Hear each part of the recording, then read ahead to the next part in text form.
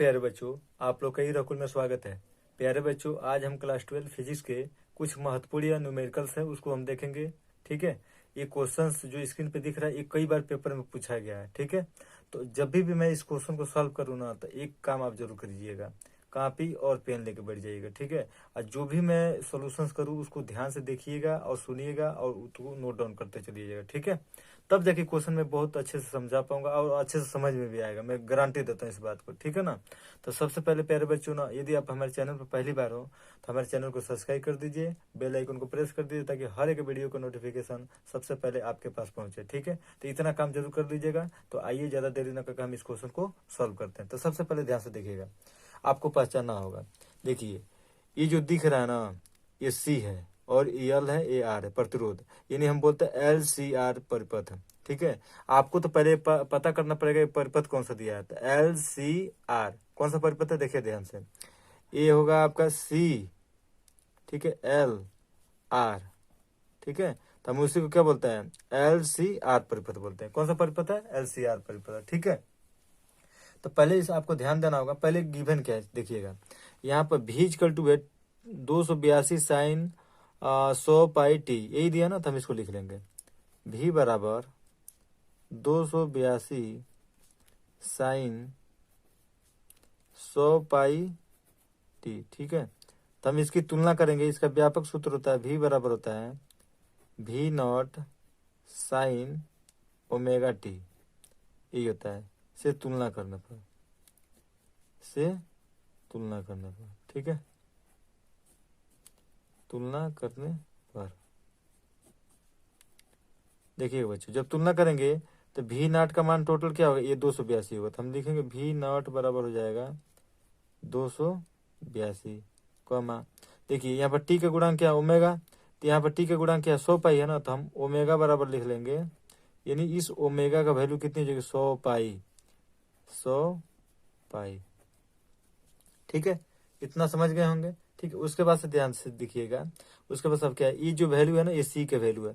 तो सी के वैल्यू कितना दिया है, 20 पाई माइक्रोफेरेड। किसमें दिया है, माइक्रोफेरेड में। ठीक है।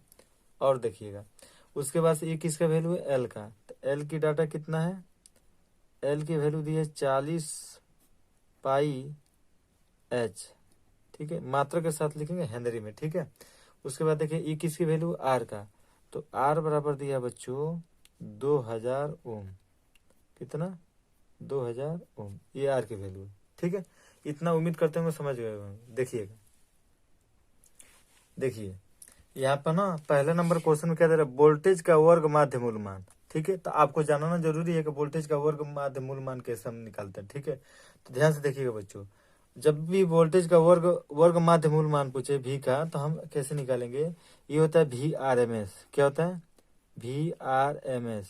ये होता है बच्चों, ध्यान से देखिएगा, ये तो V नॉट बटे कितना, √2।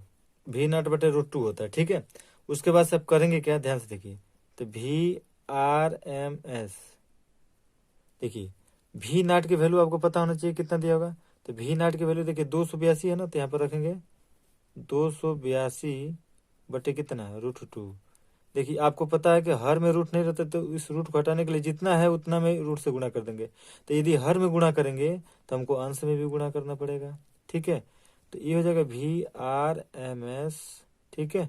ये हो जाएगा 282 √2 पूरे का बटा।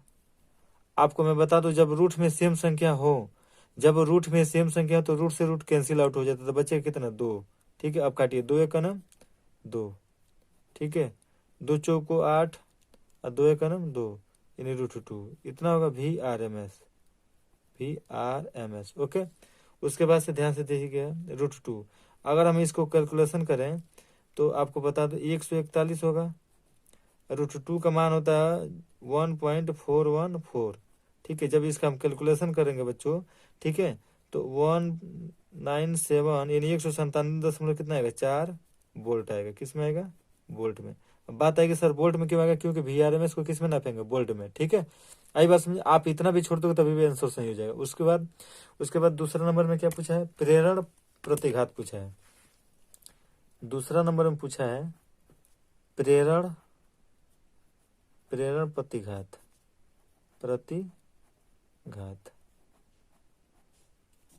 ठीक है। प्रेरण प्रतिघात को बच्चों हम प्रदर्शित करते हैं किससे, एक्स एल से। ठीक है, किससे प्रदर्शित करते हैं, एक्स एल से। तो आपको याद रहे एक्स एल जो होता है ना वो होता है ओमेगा एल के बराबर। ठीक है, तो देखिएगा ध्यान से देखना आपको एक्स एल का मान कैसे निकालेंगे,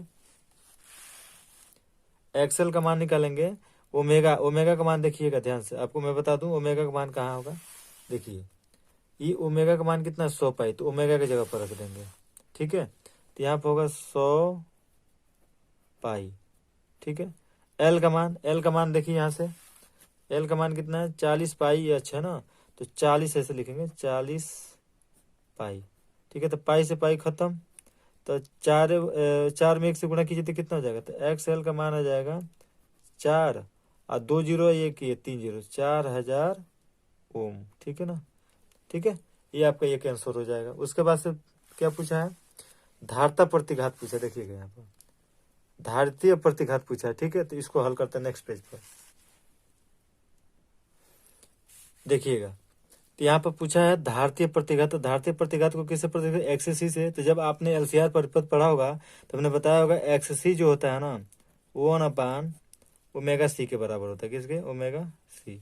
ठीक है, तो ध्यान से देखिए एक्स सी तो 1 ओमेगा का मैंने मान निकाला था, बताया था ना 100 पाई। ठीक है, और सी का मान आपका कौन सा होगा, ये वाला। थोड़ा सा क्वेश्चन में मिस्टेक हो गया बच्चों, देखिएगा यहाँ पर ना आप 10 कर लीजिएगा। ठीक है ना, ठीक है, तो यहाँ पे कितने 10 पाई। ठीक है, माइक्रो फेरेड है, तो माइक्रो फेरेड को किस में कन्वर्ट करें, फेरेड में। ध्यान से देखिए एक माइक्रो फेरेड होता है 10 के पावर कितना -6 फेरेड। कितना होता है 10 के पावर -6 फेरेड, समझिएगा यहाँ पर। तो मान लीजिए कितना 10 पाई है ना माइक्रो फेरेड। ठीक है, तो ये हो जाएगा ये 10 बटे पाई जैसे कि तैसे लिख लेंगे। ठीक है, इस माइक्रो को हटाने के लिए हमें कितने से गुणा करना पड़ेगा, 10 के पावर -6 से। तो किस में बदल गया, फेरेड में। ठीक है, तो जहां पर 10 पाई माइक्रो फेरेड उसको फेरेड में चेंज करें तो कितना होगा 10 बटे पाई गुणा 10 के पावर -6। तो यहाँ पर लीजिएगा 10 के पावर कितना -6। ठीक है, इस पाई से पाई कैंसिल आउट हो जाएगा तो बचेगा एक्स सी। ठीक है, 1 बटे, ध्यान से देखिएगा ये 100 है ना, तो 10 का स्क्वायर होगा। ठीक है, इंटू 10 के पावर कितना होगा 1 गुणा 10 के पावर कितना -6 होगा कि नहीं होगा। उसके बाद हम क्या करेंगे एक्स सी बराबर हो जाएगा 1 बटे, देखिएगा ध्यान से, आपको पता है 9th में 7th में 8 में पढ़े होगे कि जब आधार बराबर हो तो घातों को जोड़ लेते हैं। तो 10 तो पावर कितना 2 + 1 - 6। ठीक है, तो एक्स सी बराबर हो जाएगा 1 बटे, घटाएंगे ऊपर से तो 10 के पावर -3 हो जाएगा। तो जब इस घात को माइनस है ना तो इस माइनस पावर को ऊपर लेके जाओ तो क्या हो जाएगा, प्लस हो जाएगा। तो एक्स सी बराबर हो जाएगा 10 पर पावर कितना 3। इसका मतलब आ जाएगा ये 1000 ओम। ठीक है, तो एक्स सी का मान कितना आ गया बच्चों, एक्स सी का मान कितना आ गया 1000 ओम। ठीक है, ध्यान से देखिएगा। आप क्या पूछा है इस क्वेश्चन में, अब पूछा है परिपथ की प्रतिबाधा। तो परिपथ की प्रतिबाधा कैसे निकालेंगे, तो वो भी निकालते देखिएगा। चौथा नंबर है ना, ठीक है,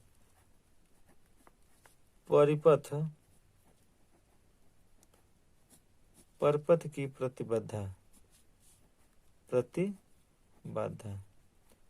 तो ध्यान रहे ये बात कि प्रतिबाधा को हम किससे रिप्रेजेंट करते हैं, जेड से। ठीक है, तो ये बच्चों ये हो जाएगा जेड बराबर होगा अंडर रूट में एक्स एल माइनस एक्स सी पूरे का स्क्वायर प्लस आर का स्क्वायर। ऐसा हम क्यों कर रहे हैं कि एलसीआर परिपथ के लिए, ध्यान से सुनिएगा, एलसीआर परिपथ के लिए प्रतिबाधा जेड बराबर होता है अंडर रूट में एक्स एल माइनस एक्स सी का होल स्क्वायर प्लस आर का स्क्वायर। ये बात हमेशा याद रहे। ठीक है, देखिएगा आपको ये ध्यान देने योग्य बातें हैं, ध्यान देने योग्य बातें हैं ना बेटा। एक्सेल का मान हमने क्या निकाला, एक्सेल का मान हम जो निकाले उसको पहले देख लेते हैं। देखिएगा एक्सेल का मान हमने निकाला है 4000। तो एक्सेल के जब हम क्या रखेंगे 4000। ठीक है, तो एक्सेल का मान कितना रखेंगे 4000। तो 4000 माइनस एक्स सी का मान कितना है 1000। तो 1000 हो जाएगा। ठीक है, पूरे का होल स्क्वायर प्लस आर देखिएगा यहाँ से देखिए आर का मान कितना है 2000, तो 2000 रखिए यहाँ पर 2000, ठीक है, पूरे का स्क्वायर अंडर रूट में, ठीक है।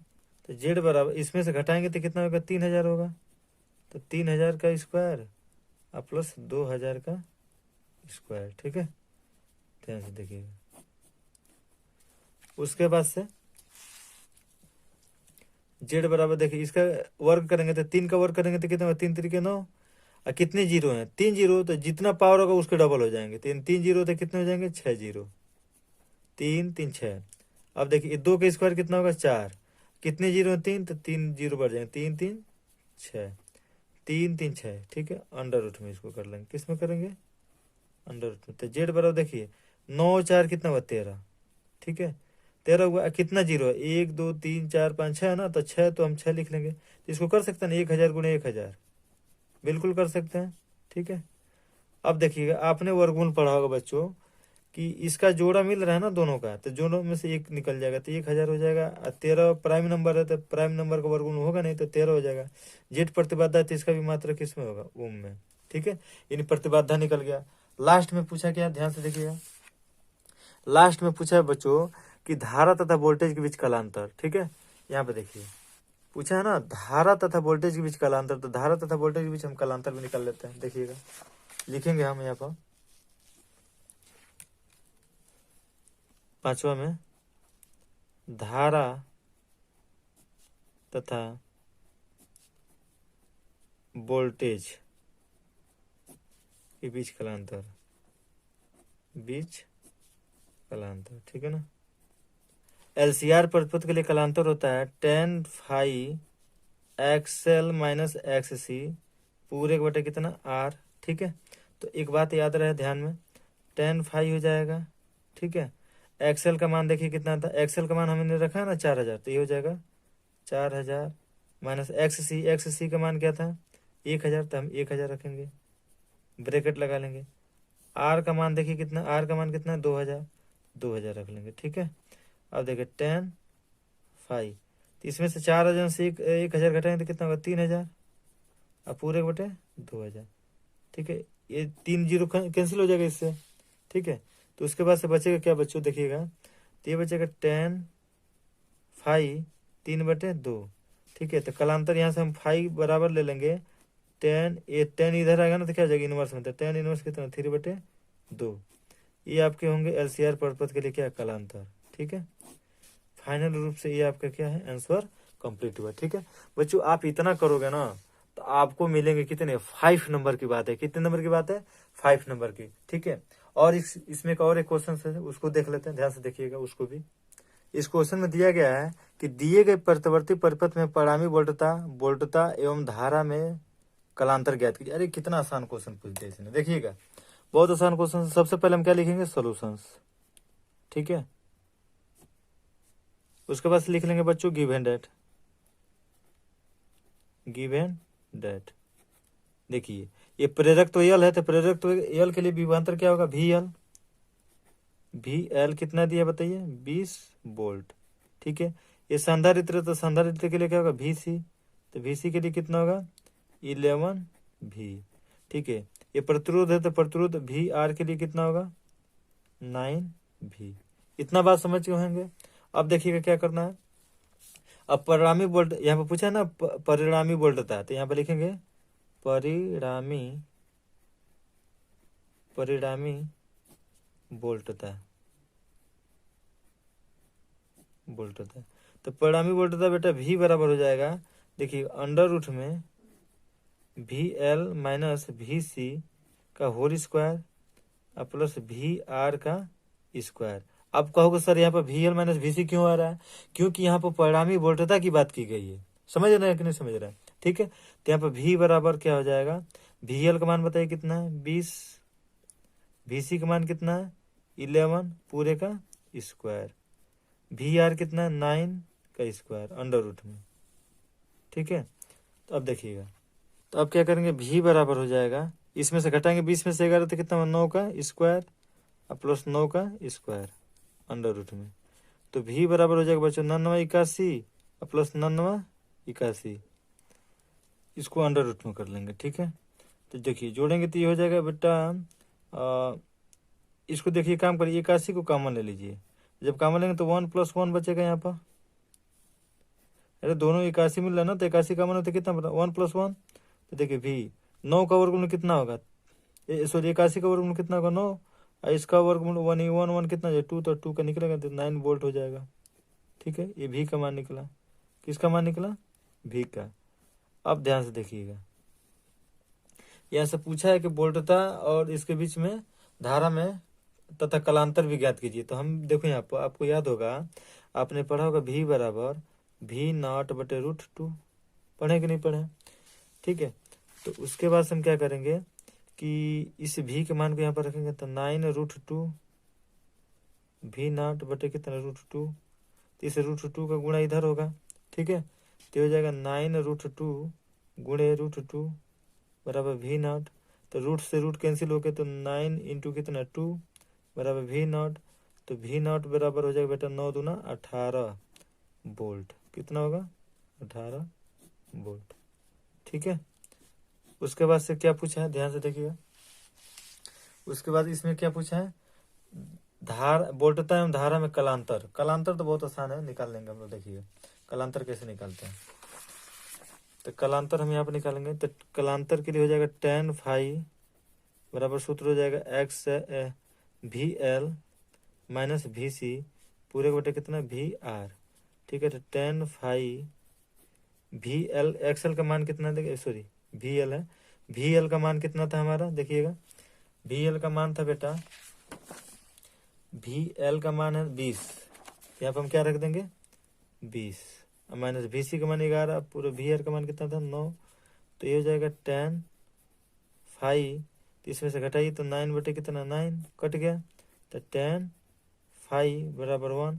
अब कितने का मान 1 होता है, तो आपको पता है कि tan 45 का मान कितना होता है 1, तो यानी इस एक की जगह पर हम कितना रख देंगे tan 45, तो tan phi बराबर tan 45 डिग्री। ठीक है, तो देखिएगा, तो tan से tan कैंसिल, समझे, तो उसके बाद से phi बराबर कितना हो जाएगा 45 डिग्री, यानी धारा और वोल्टता के बीच कलांतर कितना होगा 45 डिग्री होगा। यही आपको क्या हो जाएगा आंसर हो जाएगा। ठीक है, तो उम्मीद करता हूँ ये वीडियो बहुत अच्छा लगा होगा।